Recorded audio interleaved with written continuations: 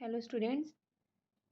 हम लोग यहाँ पे टॉपिक के बारे में नहीं स्टडी करेंगे। इसमें क्या क्या क्वेश्चन आते हैं और कौन से एरिया से पूछे जाते, कौन से पैराग्राफ से पूछे जाते, वो हम लोग यहाँ पे आज स्टडी करेंगे। उसके बारे में हम लोग जानेंगे किस ईयर में किस टाइप के क्वेश्चन आए थे, किस जगह से उठाए गए थे। क्योंकि हर एक लाइन इम्पोर्टेंट नहीं है पढ़ना, आपको कम समय में एग्जैक्ट पॉइंट और टू दी पॉइंट कवर करके निकलना बहुत ज़रूरी है। ठीक है, तो बिना टाइम वेस्ट किए हुए हम लोग एकदम एग्जैक्ट पॉइंट पे जाते हैं और किस किस पैराग्राफ से क्या क्या क्वेश्चंस आते हैं, किस तरह से क्वेश्चंस कवर होते हैं, उसको हम लोग स्टडी करेंगे। ओके, तो हम लोग स्टार्ट करते हैं। सबसे पहले अगर हम देखें असेक्सुअल रिप्रोडक्शन और सेक्सुअल रिप्रोडक्शन दो तरह के होते हैं। तो असेक्सुअल रिप्रोडक्शन से अच्छे खासे क्वेश्चन यहाँ पे पूछे जाते हैं। जैसे फॉर एग्जाम्पल मेन पार्ट हमारा आता है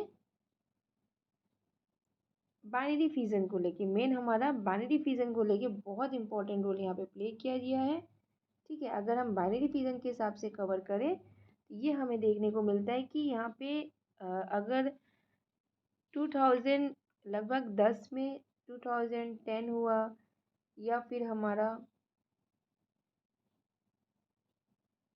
इसमें 2010 हुआ, 17 हुआ, या फिर बोल सकते 18 हुआ, लगभग 2 मार्क्स के क्वेश्चन आया। क्वेश्चन ये थे कि डायग्राम का हेल्प लेते हुए आपको अलग अलग स्टेजेस ऑफ बाइनरी फिजन यहाँ पे दिखाना पड़ेगा अमीबा का। ठीक है, इस तरह के क्वेश्चन आए थे। या फिर 2000 अगर हम बात करें 11 का और 13 का, उस वक्त क्या था कि इस डायग्राम को मेंशन कर दिया गया था। उसके बाद वहाँ पे 1 2 3 4 करके ऑप्शन दिया गया था 1 मार्क्स के क्वेश्चन में, और वहाँ पे बताया गया था कि किस तरह का सीक्वेंस यहाँ पे सही तरह का जो सीक्वेंस है उसको अरेंज करना है। ठीक है, अभी आपको सीक्वेंस क्या समझ में आ रहा होगा। अमीबा में क्या देखने को मिल रहा है कि ये एक सेल है, यूनिसेलुलर ऑर्गेनिज्म होता है, और यहाँ पे आपको जस्ट इसका डिवीजन देखने को मिल रहा है। पहले यहाँ पे क्या हुआ कि सेल का इलोंगेशन हुआ, इसका मतलब यहाँ पे साइटोप्लाज्म और न्यूक्लियस का भी इलोंगेशन हुआ, बीच में यहाँ पे कंस्ट्रिक्शन देखने को मिल रहा है।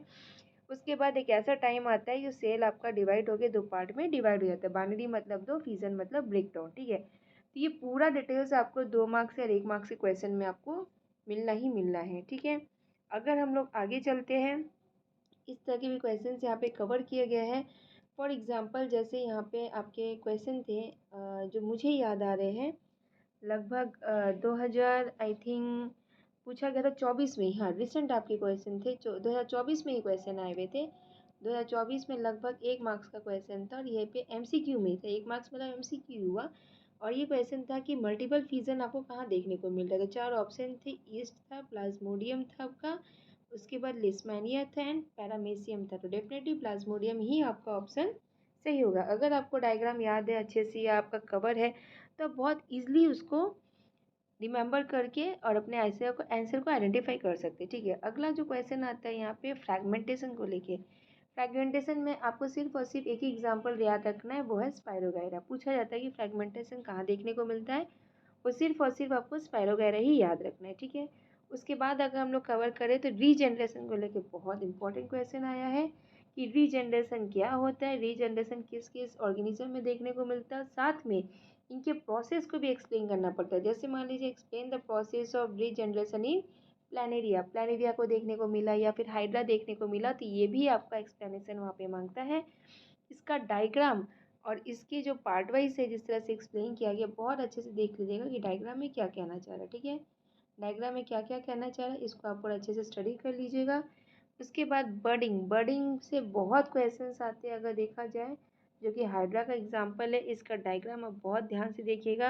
अभी रिसेंट 2024 में भी ये क्वेश्चन आया हुआ था बर्डिंग को लेके। ठीक है, ये था कि name and explain the process, आपका नाम और एक्सप्लेन करना उस प्रोसेस को जहाँ पे रिप्रोडक्शन हाइड्रा में टेक प्लेस होता है। नेचुरल बात है, बर्डिंग को एक्सप्लेन करना है और बर्डिंग का नाम लिखना था। ठीक है, कुछ कुछ जगह पे डायग्राम भी बनाने को दिया गया था कि बर्डिंग का डायग्राम क्या है, या उनके प्रोसेस को, इनके स्टेप्स को आप एक्सप्लेन करिए। तो यहाँ से क्वेश्चन आपके आते ही है, 2 मार्क्स के हुए या 3 मार्क्स के हुए, ये सब क्वेश्चन कवर अप होते हैं। ठीक है, अब आगे चलते हैं वेजिटेटिव प्रोपागेशन। तो वेजिटेटिव प्रोपागेशन आपको देखने को मिलेगा कि वेजिटेटिव प्रोपागेशन होता क्या है। ठीक है, ये भी क्वेश्चन आए हुए हैं कि वेजिटेटिव प्रोपागेशन क्या होता है। लगभग 2017 का बात करें तो वहाँ पे 3 मार्क्स के क्वेश्चन पूछे गए थे कि वेजिटेटिव प्रोपागेशन क्या है। ठीक है, तो आपको उसका डेफिनेशन लिखना पड़ेगा कि जैसे नए प्लांट होते हैं वो कुछ ऐसे पार्ट्स है जो पेरेंट प्लांट के वहाँ से डेवलप होते हैं, जैसे स्टेम से हो गए, रूट से हो गए, लीफ से हो गए, ठीक है, जो कि पार्ट ऑफ प्लांट का इस्तेमाल हो रहा है और वहीं आपको देखने को मिल रहा है।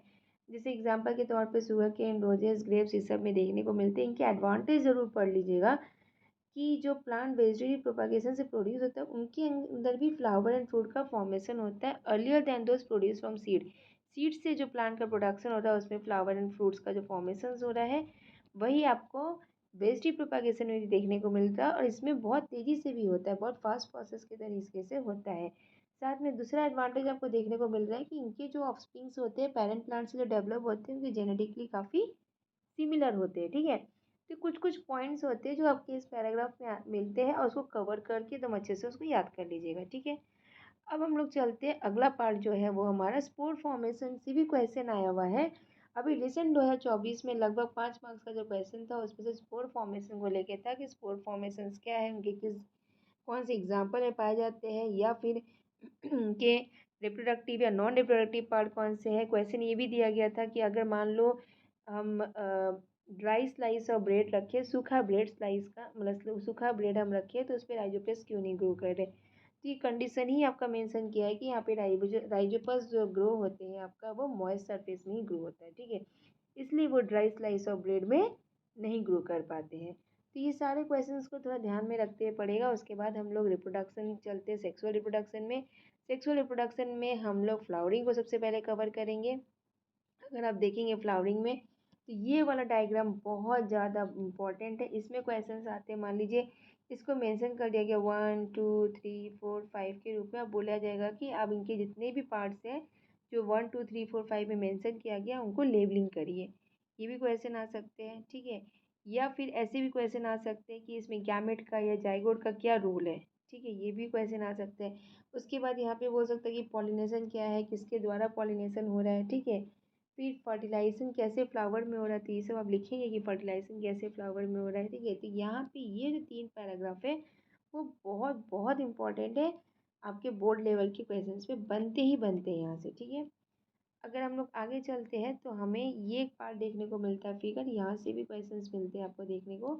ध्यान दीजिएगा, यहाँ का क्वेश्चन सपोज ये मेंशन कर दिया ABC करके मेंशन कर दिया और उसके बाद बोलेगा कि इनका नाम लिखिए, या फिर 2 मार्क्स के क्वेश्चन या 1 मार्क्स के क्वेश्चन भी हो सकते हैं जहाँ पे 1 2 3 4 MCQ में क्या क्या नाम लिखा हुआ है और आपको आइडेंटिफाई करना पड़ेगा कौन सा यहाँ पे नाम सही बताया जा रहा है, ठीक है। तो आपको नाम याद रखना पड़ेगा, प्रीमिल क्या है, रेडिकल क्या है, कॉटिलेडन क्या है, ठीक है। उसके बाद अगर हम लोग आगे चलते हैं तो मेल रिप्रोडक्टिव पार्ट बहुत बहुत इंपॉर्टेंट है। अगर हम लोग देखते हैं मेल रिप्रोडक्टिव पार्ट को, तो मेल रिप्रोडक्टिव पार्ट का हम लोग डायग्राम में स्पेशली बनाने के लिए तो नहीं आता है, लेकिन लेवलिंग जरूर याद कर लीजिएगा। उसके बाद कौन कौन से हार्मोन यहाँ पे डेवलप हो रहे हैं, टेस्टोस्टेरोन जैसे हार्मोन, ये सब नाम याद कर लीजिएगा। साथ में जो अगला पैराग्राफ आपका है यहाँ पे ये वाला पोर्शन से भी क्वेश्चंस आते हैं कि स्पर्म का फॉर्मेशन कैसे हो रहा है, किस तरह से आगे कैरी फॉरवर्ड हो रहा है, कौन कौन उसको कैरी फॉरवर्ड कर रहा है, न्यूट्रिशंस कौन प्रोवाइड कर रहे हैं, या वहाँ के जो स्पेसिफिक चीज़ें उसके क्या क्या नाम है, पेयर फॉर्म में कौन कौन सी ग्लैंड पाए जाते हैं। तो ये सारे डिटेल्स यहाँ पे दिए हुए, उनको थोड़ा अच्छे से डिटेल इसको इस पैराग्राफ को पढ़ लीजिएगा, ठीक है। आगे चलते मोस्ट मोस्ट इंपॉर्टेंट पार्ट आपको देखने को मिलता है वो है ह्यूमन फीमेल रिप्रोडक्टिव सिस्टम। अगर सपोज यहाँ मेंशन कर दिया 1 2 3 4 अब बोलेगा कि इनका लेबलिंग जो किया हुआ है 1 2 3 4 में उनके नाम लिखिए, उनके फंक्शंस लिखिए। तो ये चीज़ भी आपको यहाँ स्पेशली इस पैराग्राफ में, ये जो पैराग्राफ है यहाँ पे सबके नाम और सबके फंक्शंस देखने को मिलेंगे। उसके बाद प्लेसेंटा क्या होता है, उनके क्या फंक्शंस है, इस सारा डिटेल से अगर आप ये 2 3 पैराग्राफ पढ़ लेंगे तो मेरे ख्याल से पूरा 5 मार्क्स का क्वेश्चन जो है वो पूरा कवर आपका हो जाएगा, ठीक है। ये क्वेश्चंस आए हुए लगातार आए हुए 2019 से भी क्वेश्चन आया हुआ है इसमें, ठीक है। और अगर आप कैरी करके देखेंगे, डायरेक्ट डायग्राम बनाने के लिए तो नहीं आया है। कभी कभी क्या होता है ना, ऐसे भी देखा गया है 2014 में क्वेश्चन आए हुए थे। सपोज यहाँ पे लिख दिया कि एक कहाँ डेवलप हो रहा है, फर्टिलाइजेशन कहाँ टेक प्लेस हो रहा है, ठीक है, उनके डायग्राम बना के दिखाइए वहाँ पे। तो वैसे ही हो सकता है कि डायग्राम बनाने के लिए भी पूछा जा सकता है, ठीक है। ओके, अब इसके बाद हम लोग चलते हैं रिप्रोडक्टिव हेल्थ से भी क्वेश्चंस बहुत इंपॉर्टेंट आते हैं।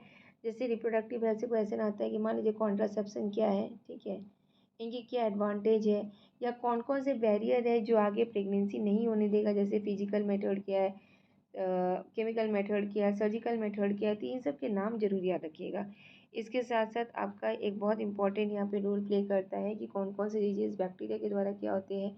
इसको बोलेगा कि बैक्टीरिया के द्वारा फाइंड आउट करिए, वायरस के द्वारा कौन से डिजीज़ हो रहे हैं उसका नाम लिखिए, या क्या प्रिवेंटिव मेजर्स लिया जा सकता है कि आगे का ऐसा चीज़ ना हो, कौन कौन सी टेक्निक है जो ह्यूमन फीमेल्स इस्तेमाल करती है टू अवॉइड अ प्रेगनेंसी। ठीक है, तो ये सारी चीज़ों को आपको स्पेशली फर्दर वाला पैराग्राफ है वो आपका यहाँ पे मिल जाएगा, इस पैराग्राफ में स्पेशली ये वाला पैराग्राफ में आपको फॉर्मेशन उसके बारे में स्टडी आप कर सकते हैं। तो ओवरऑल अगर देखा जाए तो यहाँ पे जो भी मैंने जो पैराग्राफ मैंने कहा कि ये कवर करना है या ये डायग्राम को कवर करना है, तो अगर आपके पास 5 इयर्स का क्वेश्चन पेपर होगा आप बिल्कुल उसको उठा के देखिएगा और मेरा बताया हुआ मैक्सिमम क्या हम बोलेंगे 100% क्वेश्चन मैच करेगा कि हाँ इस पैराग्राफ को पढ़ने से यहाँ पे ये चीज़ कवर हो जाएगा। तो ये रिक्वेस्ट है मेरे सारे स्टूडेंट्स को, अभी आपके प्री बोर्ड्स के एग्ज़ाम आ रहे हैं, देन उसके बाद आपके बोर्ड के एग्ज़ाम रहेंगे, ऐसे ही प्रैक्टिस करिए और अगर इस तरह से आप फॉलो करेंगे चीज़ों को तो डेफिनेटली आप अपने एग्ज़ाम में सक्सेस होके निकलेंगे। Okay, thank you very much.